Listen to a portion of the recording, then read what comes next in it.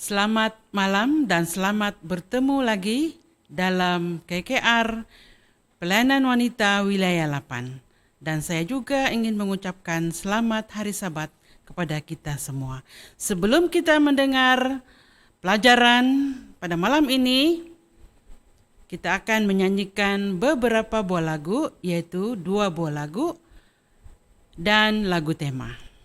Lagu pertama yang akan kita nyanyikan ialah Jalan serta Yesus selalu sejahtera. Lagu ini merupakan satu lagu yang sangat istimewa karena apabila kita berjalan beserta Yesus, hidup kita selalu sejahtera.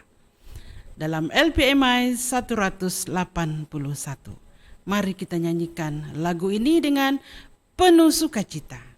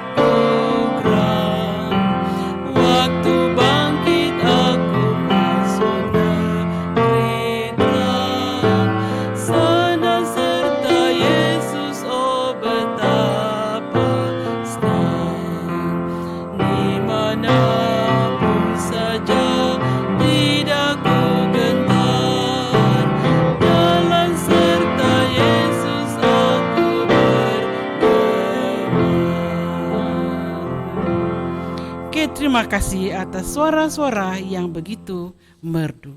Oke, lagu yang seterusnya kita akan nyanyikan dalam LPMI 187. Aku nyanyi bila aku teringat. Aku nyanyi bila aku teringat. Kesusahan nanti akan lalu. Betapa indah seni kata lagu ini. Mari kita nyanyikan lagu ini.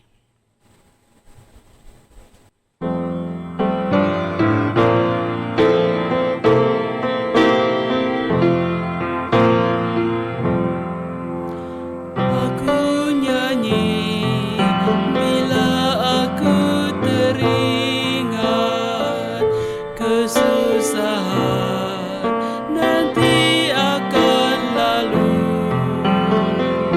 Perjalanan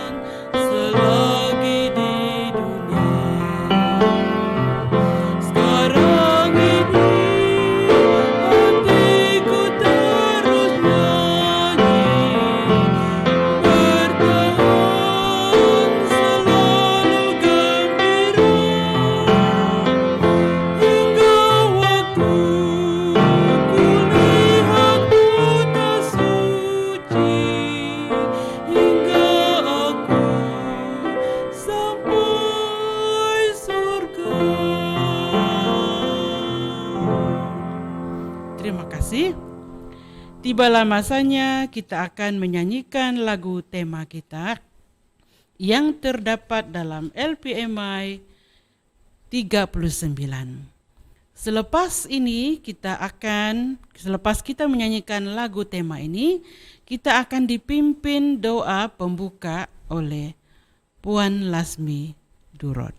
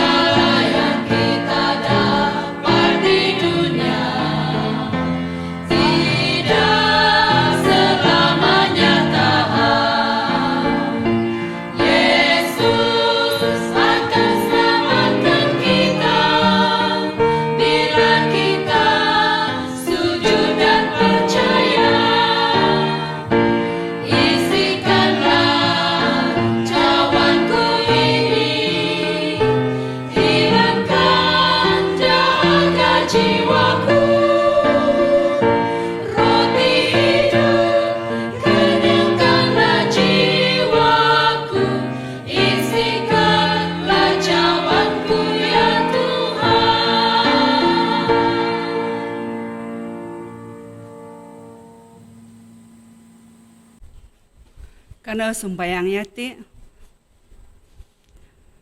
kinaringan ponderang salam sorga ikinarahingan dahadit abantog o sundu no panu kadalisi no panu kada kaampunan iya ikinarahingan dahadit karati korongaw ko simbar kasay kadidoa-doa dahay miontok di karahian no keperluan dahay.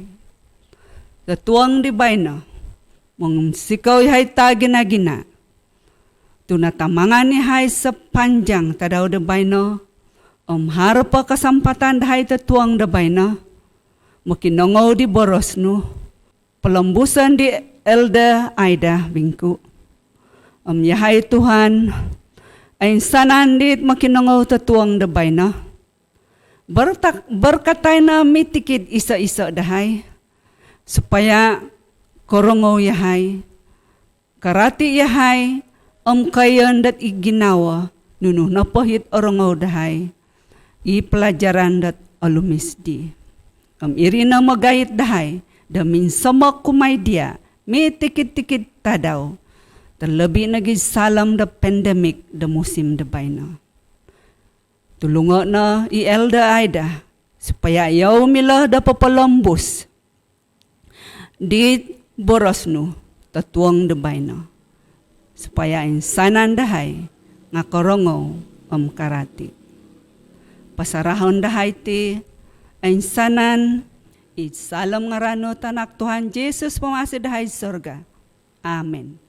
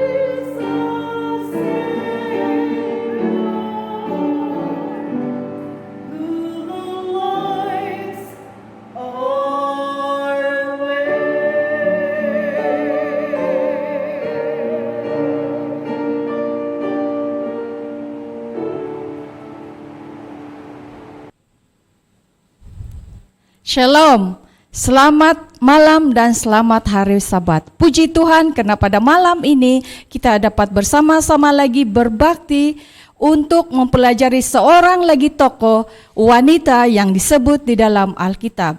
Dan namanya adalah Miriam. Miriam berarti kepahitan. Cerita Miriam adalah satu contoh yang luar biasa tentang kerelaan Tuhan mengampuni mereka yang berdosa. Maria mengasihi Tuhan, tetapi dia membenarkan tabiat buruknya bertumbuh, lalu menyusahkan dirinya sendiri. Dan Tuhan telah menghukumnya, tetapi memulihkannya kembali. Pengampunan yang diberikan kepadanya tersedia juga bagi kita semua, seperti yang diberikan oleh Tuhan kepada Maryam. Dan ayat di mana kita boleh melihat cerita tentang Maryam ini terdapat di dalam Keluaran 2 ayat 1 hingga 10, Keluaran 15 ayat 20, Bilangan 12 dan Bilangan 26 ayat 59. Namun sebelum kita mempelajari seterusnya tentang tokoh yang luar biasa ini, saya suka untuk mengundang kita untuk berdoa. Tuhan Allah Bapa kami dalam kerajaan syurga, terima kasih karena menyertai kami pada pembaktian ini. Urapilah kami dengan kuasa surgawi, supaya apa saja yang kami pelajari adalah sesuai dengan kehendak Tuhan. Ampunilah kami yang berdosa ini ya Bapa. Dalam nama Yesus kami berdoa. Amin.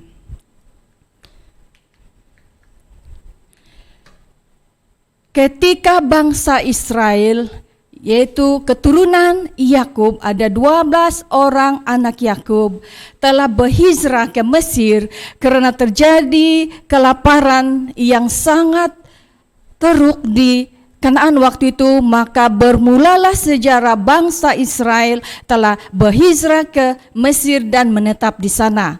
Setelah beberapa lama, maka mereka menjadi sebuah bangsa yang sangat besar karena Tuhan menyertai mereka dan memberkati mereka. Akibat daripada jumlah bangsa Israel yang bertambah ramai, maka Firaun berasa takut, yaitu apabila golongan bangsa Ibrani yang menjadi hamba kepada orang-orang Mesir ini akan menderhaka. Mungkin mereka akan menderhaka apabila mereka akan bertambah ramai, dan itu akan menjadi satu ancaman kepada kerajaan Firaun. Jadi raja atau Firaun mula berpikir apa yang harus dilakukan supaya perkara itu tidak berlaku. Oleh sebab itu dia dalam Keluaran 1 ayat 29, Firaun menyuruh para bidan untuk apabila dia membantu para wanita Israel melahirkan anak lelaki harus dibunuh, yaitu semua anak lelaki akan dilemparkan ke dalam sungai Nil. Sungai Nil ini sebuah sungai yang menjadi anugerah kepada kerajaan Mesir. Namun di sana juga terdapat banyak bahaya. Di sana penuh dengan buaya atau binatang liar, dan tidak mungkin anak yang dilemparkan ke dalam sungai akan hidup. Namun anak perempuan dibiarkan hidup. Nah, di sanalah satu kisah terjadi, yaitu seorang orang Israel yang daripada suku Lewi, yaitu Amram dan juga Yokebed, telah melahirkan seorang anak laki-laki. Dan apabila Yokebed, seorang ibu yang sangat pengasih melihat anaknya yang begitu cantik, dia tidak sanggup untuk membunuh anaknya. Maka dia menyembunyikan anaknya itu daripada diancam oleh Firaun, daripada dibuang ke dalam sungai Nil, dan dia menyembunyikannya selama 3 bulan. Namun apabila anak itu sudah 3 bulan, dia tidak boleh disembunyikan lagi. Suara tangisannya sudah nyaring sehingga tidak boleh disembunyikan. Jiran dan orang-orang mungkin yang lalu di kawasan rumahnya pun boleh mendengar. Maka dia mengambil keputusan yang penuh dengan keberanian, yang menunjukkan dia seorang ibu yang penuh dengan iman kepada Tuhan. Dia menganyam rumput dan menyediakan satu tempat yang begitu selesa bagi bayinya, sehingga apabila dia menempatkan anaknya di sana, dia terselamat daripada panas matahari dan juga air. Dan dia meletakkannya di sungai Nil. Dan untuk memastikan anak bayinya ini yang baru berusia 3 bulan selamat, dia memberikan Maryam tugas yang luar biasa. Maryam atau Miriam, kakak kepada bayi ini, baru berusia 14 tahun. Namun dia telah ditugaskan oleh ibunya untuk menjaga adiknya. Dan dia melihat dari jauh apa yang akan terjadi kepada adiknya. Dan pada saat itu, tanpa diduga, turunlah rombongan daripada kerajaan Firaun, yaitu putri Firaun sendiri. Dia bersama-sama dengan pengasuh atau inang-inang pengawalnya. Pergi mandi di sungai, dan di sana Maryam melihat dengan rasa berdebar-debar. Apa yang akan terjadi kepada adiknya? Sebab yang turun adalah putri Firaun sendiri, yang ayahnya menyuruh supaya semua bayi lelaki Israel harus dibunuh. Namun apabila putri Firaun ini melihat dan menyuruh inangnya untuk mengambil atau pengasuh perempuannya untuk mengambil bakul itu, maka mereka mengambil bakul itu dengan hati-hati, dan apabila dia membuka bakul itu, maka terlihatlah seorang bayi yang sangat cantik, sangat tampan, dan dia menangis. Mungkin dia sudah kelaparan atau dia sudah takut karena berada di dalam tempat yang sangat asing baginya. Dan sewaktu putri ini melihat bayi ini menangis, maka dia berasa kasihan dan dia yakin bahwa ini adalah anak orang Ibrani. Dan pada saat ini Miriam yang melihat keadaan ini, dia tanpa berasa takut, dia tampil. Dan disinilah terlihat bagaimana Miriam yang baru berusia 14 tahun ini mengatakan sesuatu yang melebihi usianya. Di mana apabila dia bercakap, putri ini tidak perlu lagi berpikir apa yang harus dia lakukan. Dia terus menyoal, tetapi sebenarnya dia satu cadangan. Dia kata dalam ayat 6 dan 8, akan kupanggilkah bagi Tuan Putri seorang inang penyusu dari perempuan Ibrani. Nampak? Dari perempuan Ibrani. Dia begitu berani mencadangkan itu kepada seorang Tuan Putri. Dan Tuan Putri ini tanpa berpikir lagi, dia katakan, iya, saya mau. Wah, bayangkan begitu gembira Miriam. Adik saya dipelihara oleh Tuan Putri. Kemudian dia berlari ke rumah. Dia panggil ibu dia, Mama, adik saya sudah ditemukan orang. Siapa? Tuan Putri. Tuan Putri. Ya, tapi jangan takut. Dia menyuruh saya untuk mengambil seorang ibu untuk menyusukan adik saya. Kemudian mereka pun berlari pergi menemui Tuan Putri. Dan apabila Tuan Putri melihat, dia melihat sesosok ibu yang terlihat seorang yang pengasih dan boleh dipercayai. Dan saya yakin Tuan Putri ini sebenarnya tahu yang ibu itu adalah ibu kepada bayi itu. Tapi dia tidak kisah. Yang penting itu adalah satu penyelesaian yang terbaik. Sebab anak itu akan menjadi bakal anak dia, putranya sendiri. Dan dia yakin ibu ini pasti akan mendidiknya dengan baik, sebab itu adalah bayinya sendiri. Dan Tuan Putri itu katakan, ya, bawalah bayi ini dan susukanlah dia bagiku, maka akan kuberikan upah. Dia beri upah lagi.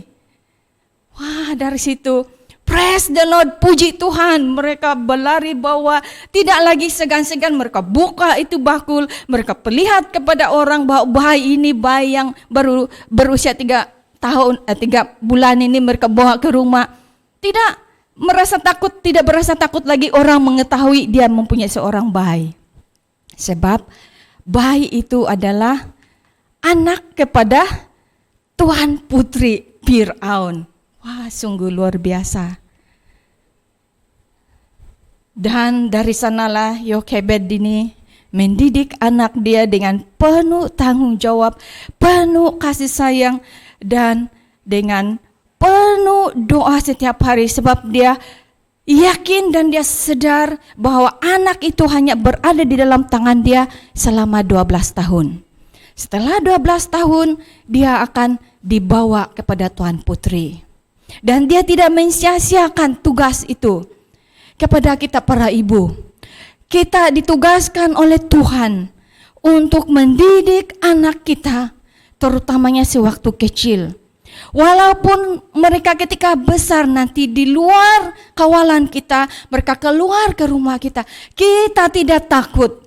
karena kita sudah mendidik mereka sebegitu rupa, sehingga iman dan kebenaran itu tertanam dalam hati mereka, mengisi tubuh mereka, urat-urat mereka, sama seperti apa yang terjadi kepada Musa. Ya, Musa ini adalah nama yang diberikan oleh Tuan Putri Firaun, sebab berarti diambil dari sungai. Dan itulah kisah yang terjadi kepada Miriam. Dan sebenarnya setelah dia membesar, Tuhan melihat kepimpinan dia yang luar biasa, kebijaksanaan dia yang luar biasa, cara fikir dia yang bertindak dengan cepat, sehingga dia diangkat sebagai seorang nabi. Seorang nabiah yang mengiringi kemudian 40 tahun kemudian, dia bersama-sama dengan adik yang dia selamatkan itu, untuk membawa bangsa Israel keluar daripada Mesir bersama-sama dengan seorang lagi saudara dia, yaitu Harun. Dan mereka pun membawa mereka dengan pimpinan Tuhan, dengan dedikasi mereka sebagai satu ikatan adik-beradik yang kuat, adik-beradik yang setia kepada Tuhan. Maka mereka berani untuk memikul tanggung jawab yang Tuhan telah berikan kepada mereka, membawa bangsa Israel keluar daripada Mesir kembali ke tanah Kanaan. Namun satu tragedi telah terjadi. Apabila mereka dalam perjalanan, dan satu saat dalam Bilangan 12 ayat 1 hingga 3, Miriam dan Harun mengkritik Musa karena mengambil istri dari suku Kush. Jangan kita terfikir yang Musa ini berpoligami. Kush ini adalah suku Midian yang berkulit putih, dan sebenarnya perempuan atau istri yang dari suku Kush ini adalah Zipora sendiri. Zipora adalah istri Musa yang telah melahirkan 2 putra. Dan apa yang terjadi kalau kita lihat di dalam Bilangan 12 ayat 1 dan 3. Miriam katakan, adakah Tuhan, ini secara bahasa biasa, adakah Tuhan mau bercakap kepada Musa saja kah? Dia tidak boleh bercakap dengan kita kah? Saya dan kamu? Sebab dia juga seorang nabi. Dan apabila kedengaran itu kepada Musa, dia berasa sedih. Namun Musa ini seorang yang lemah lembut. Dia tidak begitu cepat untuk berasa marah ataupun ego yang mempertanyakan kenapa kakaknya sendiri mengatakan begitu. Tetapi Tuhan melihat apa sebenarnya berada di hati Miriam. Mengambil istri dari suku Kush itu sebenarnya itu alasan luaran saja. Tetapi di hati dia sebenarnya berasa iri terhadap adik dia. Itulah sebabnya dia kata, kepada dia sejakkah Tuhan berbicara? Ingat, kenapa Lucifer jatuh di dalam dosa? Karena perasaan yang timbul sama dengan yang timbul dalam perasaan Miriam, yaitu cemburu. Berasa bahwa dia juga layak, kenapa dia tidak ikut serta? Namun apabila Lucifer telah membiarkan perasaan itu berkembang dan berbuah, akhirnya dia jatuh. Dan bukan saja dia jatuh sendirian, tapi mengheret 1/3 daripada malaikat surga. Bagaimana dengan Maryam? Apakah kesan terhadap dosanya ini? Walaupun Musa seorang pemimpin yang luar biasa, dia sangat sabar. Dia tidak bertindak negatif, dia hanya diam. Tapi Tuhan melihat apabila hamba yang dipilihnya ini telah diremehkan oleh manusia, dia tidak membiarkan. Ingat, ini juga satu pelajaran yang penting kepada kita. Mungkin kita tergoda untuk mengkritik pemimpin yang Tuhan sendiri telah pilih. Para pendeta dalam gereja kita. mungkin elder di dalam gereja kita, mungkin diakon dalam gereja kita, atau siapa saja di dalam gereja kita. Kita melihat dan kita berasa cemburu. Kenapa bukan saya yang dipilih? Kenapa dia? Dia sebenarnya begini. Dia mulai menghurai kesalahan, kelemahan. Tapi Tuhan memanggil ketiga ini, datanglah kepadaku ke kemah pertemuan. Dan setelah di sana, kalau kita lihat, ini seolah-olah berada dalam pengadilan. Kemudian, Maryam, Harun, kamu berdiri di depan. Musa di belakang. Dan mereka berdiri. Kemudian Tuhan mengatakan, ini juga saya guna bahasa saya sendiri. Dari Alkitab, dia katakan, nabi-nabi yang dulu saya sampaikan message saya melalui mimpi, melalui penglihatan. Tetapi Musa, saya bercakap dengan dia muka dengan muka. Kalau yang dulu, kalau manusia biasa sudah mati, kita melihat hayal yang ditulis oleh Rasul Yohanes, bagaimana dahsyatnya Tuhan itu. Tetapi Musa, dia boleh berdepan muka dengan muka. Jadi dia kata, kamu sanggup mengatai dia. Dan itu saja Tuhan katakan, kemudian dia pergi. Tetapi sebalik saja Tuhan pergi, kita tidak tahu bagaimana bentuk Tuhan waktu itu. Dia tidak sebutkan di sini. Tapi memang wujud dia dalam bentuk tiang, wujud di hadapan kemah pertemuan. Dan sebaik saja tiang awan itu berlalu, maka mereka sangat terkejut apabila Harun berpaling kepada kakak dia. Sekujur tubuh dia putih seperti salju. Kusta telah menghidap atau menyeliputi seluruh tubuhnya. Dan pada masa itu apabila Harun melihat kakaknya telah dijangkiti oleh penyakit kusta, dia merayu kepada Musa. Dia kata, Harun memohon kepada Musa agar memaafkan kesalahan mereka. Dan kesalahan mereka itu dikatakan kebodohan kami. Harun, dia berbeza, dia terikut dengan kakaknya sebab kakak dia yang mempengaruhi dia. Tapi di sini untuk menyelamatkan kakak dia katakan, kami lakukan itu sebab kebodohan kami. Dia menganggap mereka bodoh. Kalau Maryam dia katakan dengan Musa saja Tuhan berkata, saya pun boleh. Artinya dia menganggap dia pintar. Tapi Harun di sini menunjukkan satu sikap yang mengampuni dan merendahkan diri di hadapan Tuhan. Dia kata, kebodohan kami. Dan oleh sebab itu Musa pun berseru kepada Tuhan agar menyembuhkan Maryam. Dan Tuhan menjawab juga. Dia kata, iya, tetapi tunggu 7 hari. Dan Maryam harus menderita selama 7 hari. Di luar perkemahan, dia tidak boleh bergabung dengan orang lain, dia hanya sendirian di sana. Dan saya yakin dan percaya, waktu dia dikucilkan di luar bangsa dan di luar keluarga dia, walaupun sebenarnya dia ini tidak menikah, dia tentu berasa sedih. Sendirian di sana, malam, siang, sendirian di sana. Dan saya percaya dia telah bertobat. Dia memohon kepada Tuhan mengampuni dia. Sehingga akhirnya dia telah disembuhkan. Namun apa yang terjadi? Waktu 7 hari itu, bangsa Israel tidak dapat bergerak. Mereka pun sama-sama berhenti di sana. Itulah kesannya apabila kita melakukan dosa. Kadang-kadang orang katakan, tidak apa, saya sendiri yang menanggung, saya yang buat, saya yang tanggung.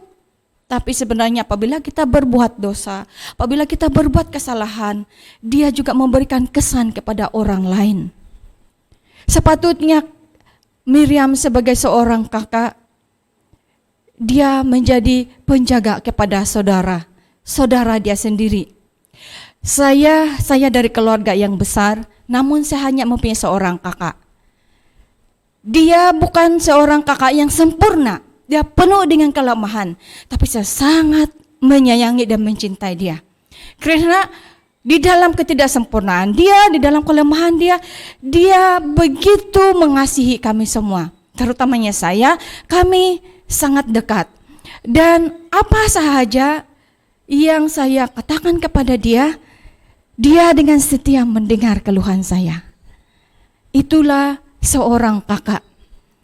Dalam lingkungan gereja kita juga, kita adalah menjadi kakak-kakak, abang-abang kepada orang lain.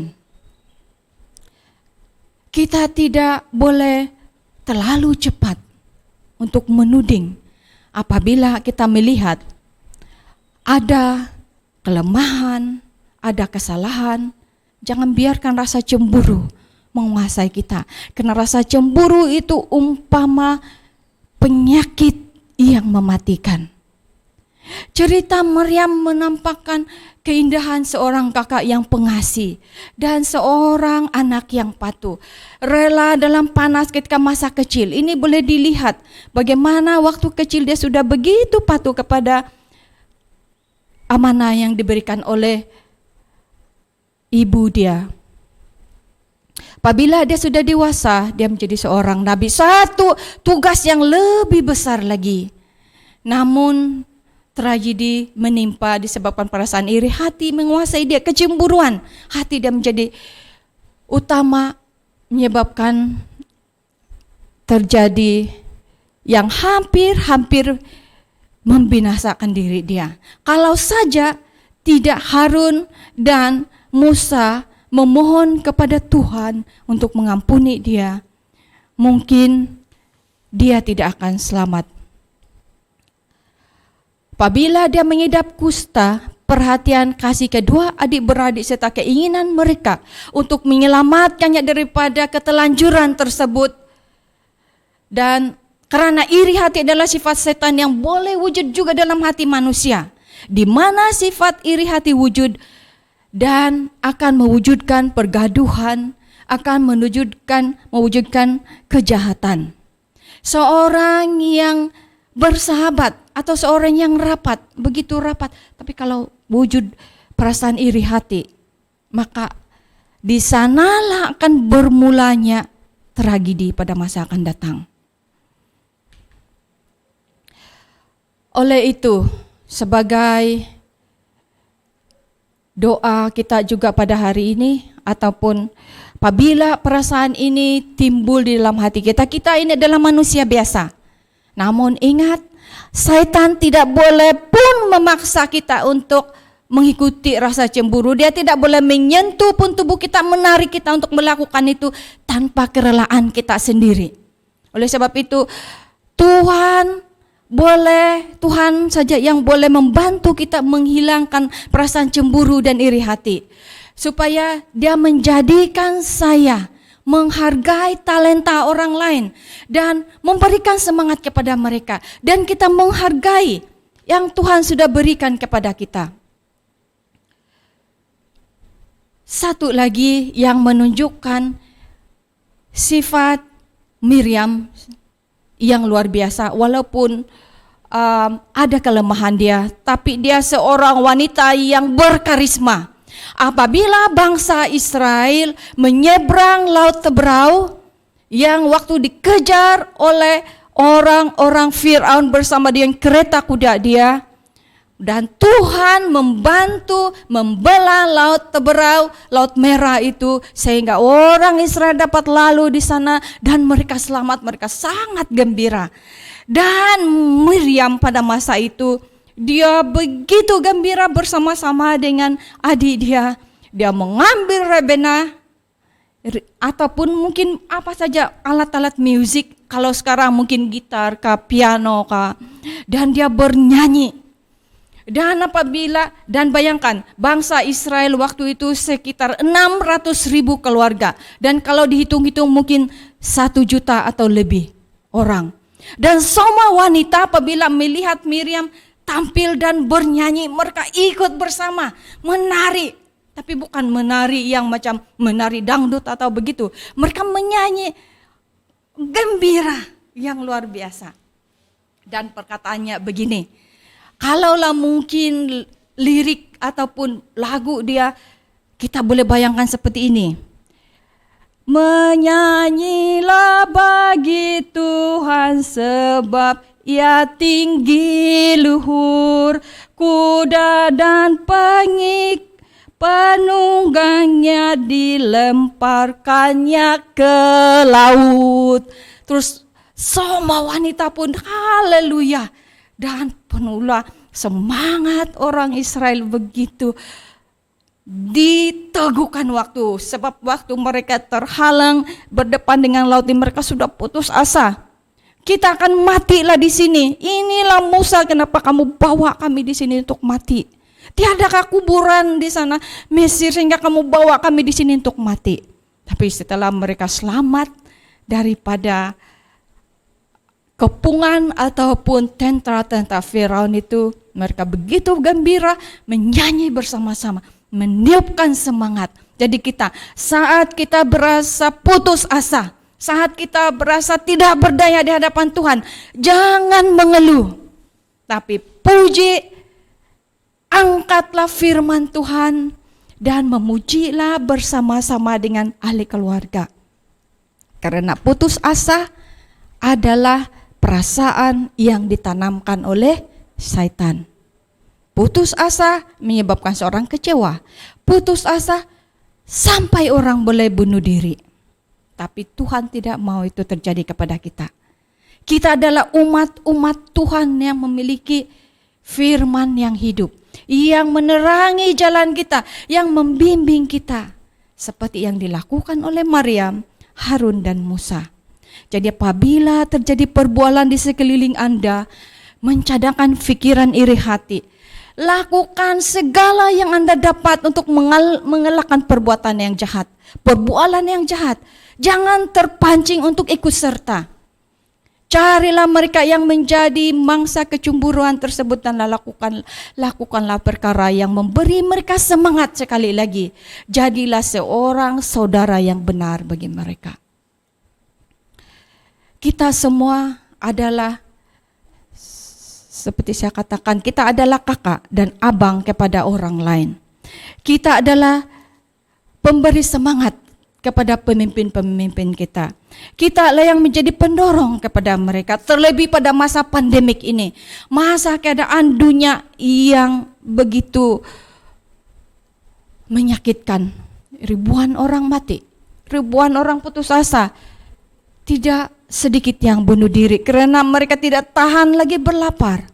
Disinilah fungsi kita sebagai Maryam modern, menjadi pelindung kepada adik-adik dan saudara-saudara kita, supaya kita boleh membangun bersama-sama, menyediakan diri kita bersama-sama untuk menyambut kedatangan Tuhan yang kedua kali.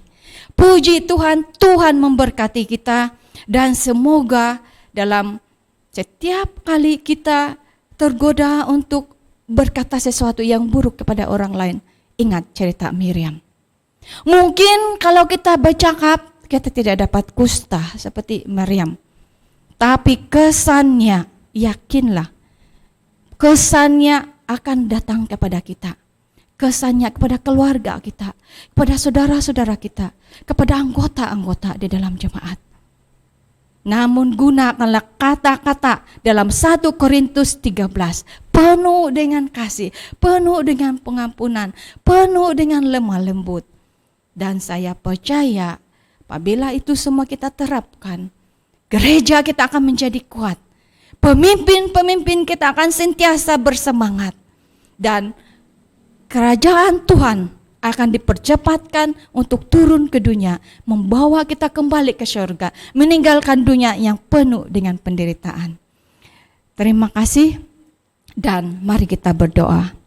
Tuhan Allah Bapa kami dalam kerajaan surga, terima kasih kesempatan yang indah ini. Tuhan telah memberikan kami satu teguran, satu semangat pada masa yang sama, untuk kami menjadi orang-orang yang menjadi kakak-kakak dan abang, yang menjadi pelindung, memberi semangat kepada keluarga kami, kepada anggota keluarga, kepada masyarakat, terlebih kepada pimpinan-pimpinan di dalam kerajaan Tuhan. Dan biarlah kami pada malam ini akan mengambil keputusan mulai pada saat ini untuk tidak lagi tergoda untuk mengeluarkan kata-kata kritikan, mengeluarkan kata-kata gosip, mengeluarkan kata-kata yang memburukkan dan merendahkan orang lain. Hanyalah kata-kata pujian, hanya kata-kata semangat yang akan kami berikan kepada orang lain. Dan kami tidak boleh lakukan itu Tuhan tanpa ada bimbingan dan pelindungan daripada Tuhan. Oleh sebab itu kami mohon agar kuasa surgawi melindungi kami, melindungi keluarga kami, melindungi anggota-anggota, melindungi pemimpin-pemimpin gereja di dalam negeri kami dan seterusnya di dunia secara amnya. Terima kasih Tuhan, karena kami persembahkan ini melalui Yesus yang telah menjadi juru selamat kami. Amin.